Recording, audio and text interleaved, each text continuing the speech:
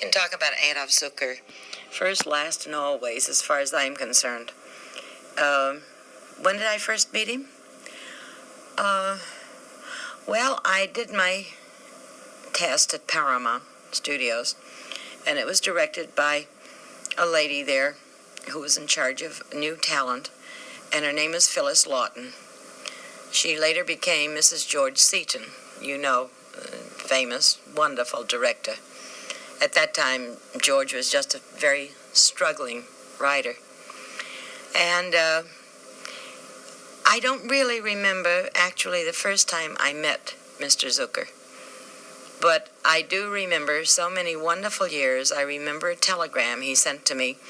I did my movie test, and I got on the train with my makeup on and everything else, and went to meet the orchestra that I used to sing with, because I never thought I'd ever get into pictures. And 3 days later, I received a telegram from Mr. Adolph Zukor, who told me to come back, that my option had been lifted and so forth. And I went back on the train, dreaming of beautiful clothes and hairdos and jewelry and everything, and all of a sudden, I end up in a sarong.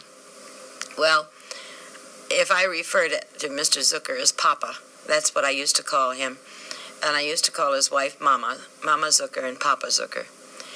And all through the years, he really became, and so did Mama Zukor, very dear friends. Until almost the very last, to his 100th birthday. I'll never forget, after Gulf Western bought Paramount a few years ago, and Papa Zukor was then getting to an age where he was quite elderly, let's say. He was in his middle 90s, but he was the sweetest, most adorable little man you ever wanted to meet. I towered over him, and I'm 5'5". Then, it got to a point where the new owners of Paramount, he was then chairman of the board, what do they call it, Emeritus? Emeritus. Emeritus. But they really didn't pay too much attention to him. So one of my very dear friends who ran the Paramount studio commissary, Pauline Kessinger, she and her husband, who was one of the men on the set who worked, they practically raised me in this business. And Papa Zukor just loved Pauline, and he loved me, and we loved him. So it got to a point, instead of the board of directors of Paramount giving a big luncheon or something, I'll never forget, Pauline and I had to really almost browbeat people to get to the luncheon, and Pauline and I held him because he was very vain. He wouldn't wear glasses like you and I do. He went to the table, and Pauline and I let him in, and he had his tea, and he asked me to feel the cup to put the tea bag in, and everything. But when I first started out, Adolph Zukor really was a giant. He ruled that studio with what you would call really an iron hand. I remember a couple of stars whose name I'd prefer not to mention. They would get a little off once in a while, the way people do. And he would come in and he would say, "Now you either do it this way or else." And they did it that way. He wasn't mean about it, but he led it with an iron hand. He made Paramount. And as a matter of fact, the last time I saw Papa Zukor was at his 100th birthday party.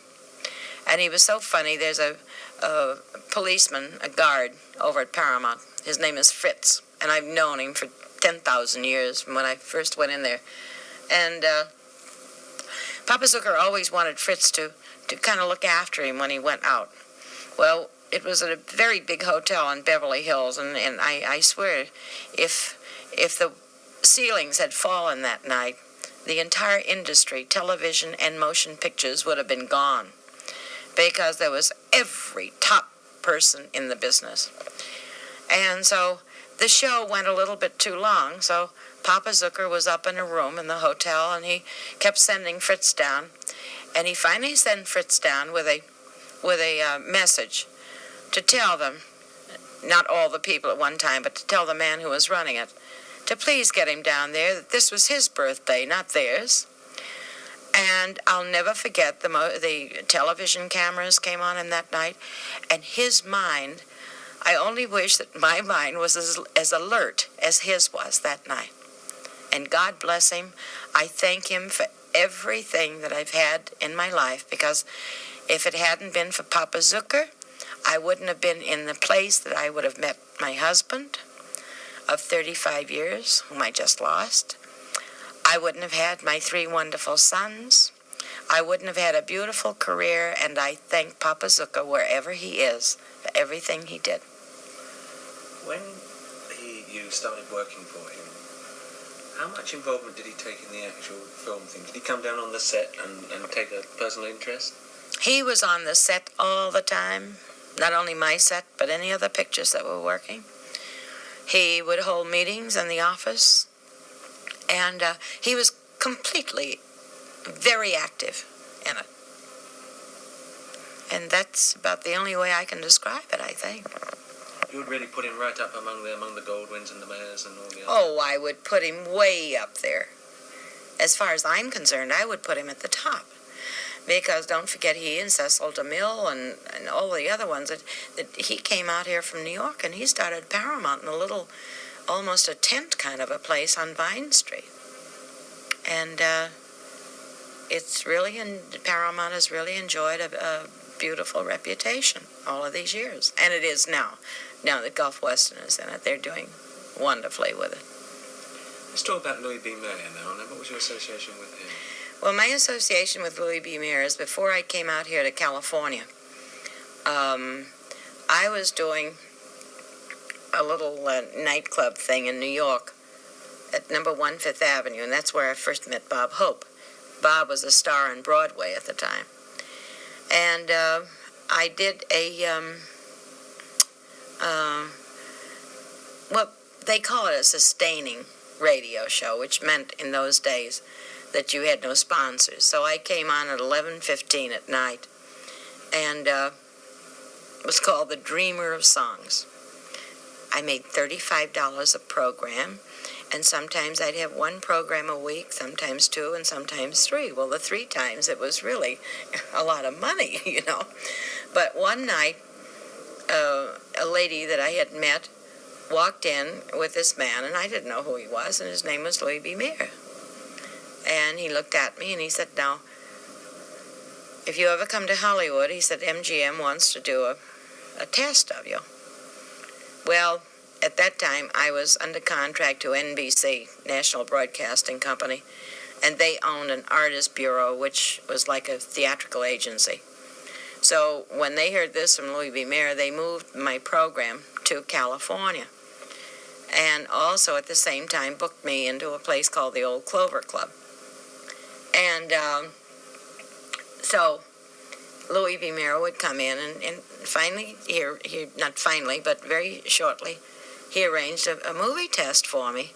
And I was going over like on a Wednesday, and on a Monday I got a notice that he would take me, but he wouldn't take me and my agent, my theatrical agent, not NBC. This was a manager kind of a thing. Musicals and things like that? No, he just wouldn't take my, shall we call him a manager, because NBC was my agent at the time. So, anyway, I got turned down at MGM, not because of me. But later on, Mr. Mayer, after his first wife died, a few years later, he married a very close friend of mine, Mrs. Danny Danker, Lorena Danker, and I was at their house quite often, and I've always had the greatest admiration for Mr. Mayer. As a matter of fact, you saw in my home the lovely silver bowl on my dining room table that was a wedding present to Bill and me 35 years ago. So that's the way I knew Louis B. Mayer. How did he involve himself in film, say, compared to Adolph Zukor? Was there any difference between their approaches? Well, you see, I cannot compare Mr. Zukor with Mr. Meir, Mr. Cohen, Mr. Zanuck, Mr. Warner, anybody like that. If you talk to people who were at MGM at the time that Mr. Meir was there, they would feel the same as I do about Mr. Zukor. You talk to somebody that was with Columbia, I was never loaned out to MGM from Paramount. I was loaned out to Columbia Pictures. I was loaned out to 20th Century Fox. But there's no comparison. I cannot compare. So, I mean, in a way, I suppose Louis B. Mayer was a man who owned a sort of vast empire, wasn't he? And he was a bit remote, perhaps, from some of the people he had under his aegis, Well, I don't know about that. Everybody I know that was with MGM at the time, Lana Turner is a very good friend of mine. There's a lot of people who are good friends of mine that were with MGM at the time that Louis B. Mayer was there. And they've always seemed to be very happy with him. Now, you read a lot of things in the paper. Of course, you read a lot of things about a lot of people, But I don't know. Everybody I've heard that... I never worked for him, so I don't know. No. Was Thalberg with him at the time that you had that association? No, I think this was after Thalberg. Yes. It was. When you went to Fox, I suppose that's when you met Zanuck. I met Darryl Zanuck when I went to Fox. Paramount loaned me to Fox for Johnny Apollo with Tyrone Power and Chad Hanna with Henry Fonda and Linda Darnell. And I was very happy over there. Mr. Zanuck was wonderful to me. And I saw him and his wife socially, Mrs. Zanuck, Miss Virginia Zanuck. And so we were friends. But again, I say I can't compare him with Mr. Zukor because Mr. Zukor made it all possible. There's also one in the beginning of my career, which we've neglected, and I don't think he should be neglected by any means, and that's a man by the name of Samuel Goldwyn. I had done this picture, The Jungle Princess, for Paramount, and Mr. Goldwyn and Mr. not Henry Ford, what am I talking about? John Ford. We're doing a picture called The Hurricane, which they're doing a remake on now, and I can't understand the casting, but I'm sure they're not... I think the only thing they're using is the title of the picture. But anyway, this was a fantastic picture, and Mr. Goldwyn, Sam Goldwyn, had already hired another person whose name I'd prefer not to mention to do the part of Marama, which was the part I did. And they were already shooting and everything, but he saw rushes, which is daily work, on the Jungle Princess, and he bought this other lady out, and he borrowed me from Paramount. Now, that's another man I am extremely grateful to. I always will be. And you hear so many funny things about Mr. Goldwyn. The only funny things I can think of is that I had my own long hair, which was way down below my waist at the time, and the only way that was comfortable enough to really make it natural looking for shooting is every night I would just put it in two great big braids, just braid it, and then when you combed it out the next morning. And Mr. Goldwyn came over to me on the set one day, and he says, "Dorothy."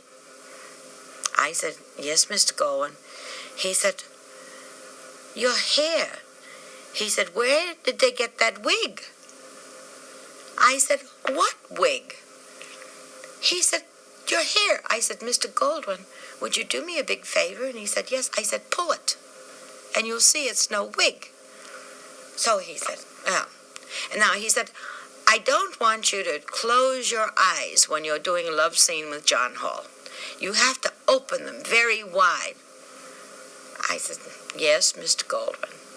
Now, Jack Ford came up, and he said, "What are you telling my star?" And Mr. Goldwyn said, "Just leave her alone. She's doing very well."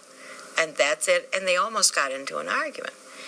But when I first went in, this is prior to shooting the picture, I went in to see that wonderful man, John Ford, who he and Mary, his wife, became very close friends of mine. And then when Bill and I got married, both of ours.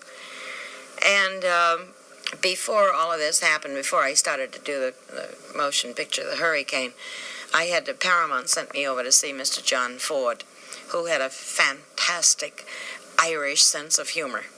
And he was very pale, very pale. Although he and Mary, his wife, owned a very big yacht called the Ariner, and they were in Honolulu all the time and all over the islands. And so when I walked in, Mr. Ford, I called him in those days. I ended up calling him what Duke Wayne calls him and everything. That's Pappy. And so he said, how long will it take you to get a suntan? Very gruff, you know. And I said, well, if I go on the beach, it will take me maybe a week to 10 days, and I'll be very dark. He said, all right. He said, that's fine. He said, how do you like my suntan? And I was so shy, I didn't want to say anything. I said, because he was just pale as that, you know, white. And I said, well, I think it's beautiful, Mr. Ford. I said, where did you get it? He said, well, they have sun lamps in the bars in Honolulu. That was my opening with him, you know. And it seems I've been a very lucky woman. I mean, when I've worked with people and they become friends, I still have them. You know, I don't have John Ford, because he's gone. I don't have Papa Zukor anymore because he's gone. But I've got Pauline Kessinger, who ran the restaurant at Paramount. I could go on with the people, you know, that I remain good friends with, which is a good thing. I like it, you know. When you did The Greatest Show on Earth, was that the first time DeMille came? That's the first time I ever had the opportunity to work with Mr. DeMille. He was a wonderful man. And we became good friends. As a matter of fact, over in that secretary there's a champagne glass with a little bell on it and a golden thing that Bill and I went to their 50th wedding anniversary. He had a great sense of humor. There's a story going around that's gone around for years, but I don't think I could tell that one on him. I wasn't on the set. I didn't know it. All right, I'll tell it anyway. I'll clean it up. Oh, don't clean it up. No, just a word. I'll clean up. One day he was working, I think it was on the 10 Commandments or something, and he had like 1,000 extras on the set.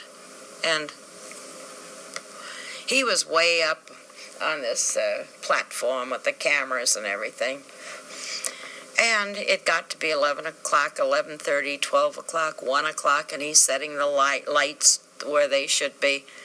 And he's got his microphone there, and he's telling people to move that way and directing the whole thing. So finally it got to be about 1 o'clock, and these two extras way in the back, two girls, way in the back, they started to whisper to each other. And Mr. DeMille, with that alert eye and ear of his, on the microphone, he said, if you two young ladies have anything more important to say than I do, will you please come up on this platform and let me give you the microphone and you do it. And these two young girls came up, and they were shaking like leaves. And he said, all right, young lady, here is the microphone. What were you saying? One looked at the other one, and she said, well, we were just saying, we were wondering when that bald-headed old SOB is going to call lunch. And Mr. DeMille took the microphone and he yelled, lunch, 1 hour. I wasn't on this set because I wasn't in the picture, but he's got that kind of a sense of humor. When we were down in Sarasota, and naturally I never did travel without my family, and so Mother and Bill and the two children and our maid Louise and our houseman Amos, and we rented a house down there. And young Ridge, my oldest boy, who is now 32, he developed a thing called encephalitis, and I was beside myself. And Mr. DeMille made me go on that set every day, whether I had to work or not, made up and everything. We came back to town, to the studio, and Mr. DeMille, a couple of the workmen, gave up their seats on the plane to bring the boy back to the hospital. Well, it's too long a story to go into that, but Mr. DeMille still would make me go to the studio every day, get made up and everything, so I wouldn't be worrying, and you know, there's nothing I could have done anyway. Knock wood. This boy has been in the United States Marines, and he's a very healthy, wonderful young man now. But Mr. DeMille, without my knowing it, sent in a $10,000 donation to the Children's Hospital in my son's name. But yet he would tease me on the set and be very gruff with me, so then I would tease him back. What he had to leave to go for a couple of days, so we just had special projects to do, which the special effects department was doing. So I got into his chair on the set with Cecil B. DeMille on it, and I put his visor on, and I got the microphone, and I got a script girl, this one and that one, all around me, and I had a still picture made of it, and he loved it, you know. So. Did you resent at the time, though, that he kept on making you work when you wanted to be with your son? He made me work, and it was the best thing in the world.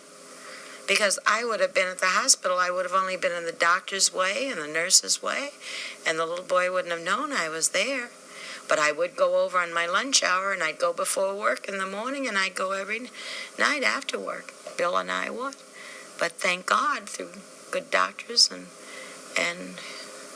God, the prayers, he's fine today. Went through the United States Marines, went all through the Vietnam thing and everything else. And he came home safely. Got a lovely wife I'm crazy about. So, see, I'm a lucky woman. Can't be bad. Jack Warner. Jack Warner, I can't tell you too much about, because all I can tell you is he had a great sense of humor. The last time I saw Jack, which was quite a few years ago, I would say 5 years ago, we went to a party that Jules and Doris Stein had at the, what's that hotel up there? Universal Hilton. Sheraton Universal. And Jack was very annoyed because he had forgotten to put his suspenders on or something till the last minute and put them in his pocket. And he was sitting there with his shirt open at this very formal party, putting his suspenders on. And then another night, years ago, my husband, it was a Christmas party, and my husband had given me a beautiful solid gold cigarette case with rubies and diamonds, my name in rubies and diamonds. And Jack and I got up to dance, and one of the waiters just very nicely changed the linens on the table, and it was gone. So I've always teased Jack. I said, Jack, you took it. And that's about all I can say about Jack. Any others we've missed out, do you think? Well, Harry Cohn I worked for through loan-outs in Paramount. What sort of man was he?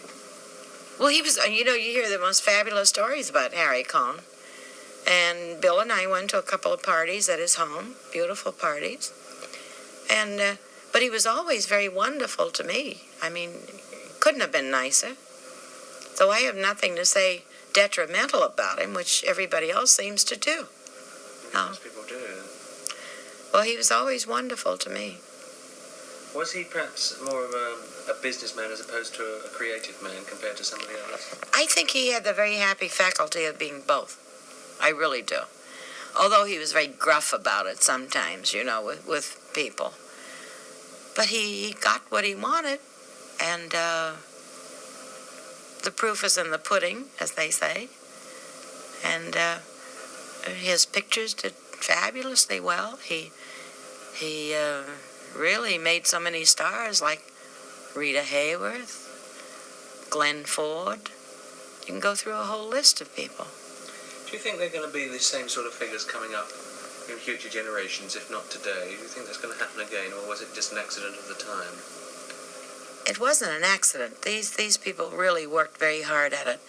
And they thought more of their product, I think, in those days, than if you had to put it on a scale, let's put it this way, the product would have weighed a little bit more than the money coming in. I don't know. I wish it would. The only studio I know of today, and God knows I have known these people since before I came into motion pictures, when I was singing with an orchestra, and that's Jules Stein, who, when I knew Jules, was just starting out a very small little theatrical agency and had his own little orchestra that he would go out on weekends and he'd play. Then I met a young man who worked at his office in Chicago. This is when I was singing with the orchestra.